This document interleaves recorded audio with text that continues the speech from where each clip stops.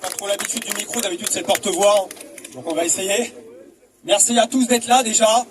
Et donc pour cette déclaration effectivement à Palais Royal, ils n'ont pas voulu nous la donner. On l'a vu l'année dernière, parce qu'il y a déjà un rassemblement sportif sur place. On ne pouvait pas se déplacer place Colette parce qu'il y a des travaux. Donc ça n'a pas été possible. On a préféré discuter et négocier un autre parcours plutôt que d'avoir un arrêté. Mais quand même, Ricci a été jusqu'au bout. Il a été jusqu'au bout de la démarche en parallèle.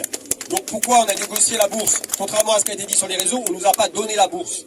On voulait être place du Louvre ou la place de la Bourse. Ils voulaient nous donner entre la rue Montmartre et la rue du Louvre un petit terre-plein insignifiant et qu'on remonte par la rue Lafayette jusqu'à Stalingrad. On a refusé bien évidemment.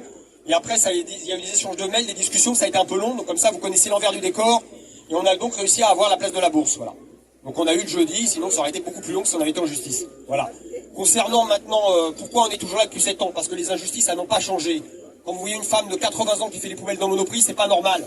Quand vous voyez en parallèle un ancien ministre qui peut cumuler plusieurs retraites pour un montant de 30 000 euros, s'il a 20 000 euros, ça va pas changer grand-chose pour lui. Par contre, la retraitée qui a 1300 euros, si elle a 1900, ça va changer beaucoup pour elle. Voilà.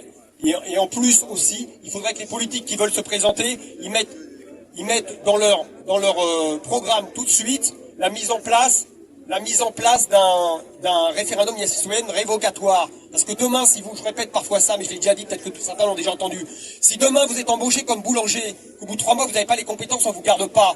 Lui, un président, il a pour 5 ans pour pas s'en débarrasser. C'est pour ça qu'il faut ce référendum, ce RIC qui soit mis en place à mandat révocatoire. Il y a des lois qui sont plus adaptées aussi. Il faudrait qu'il soit aussi abrogatoire pour certaines lois.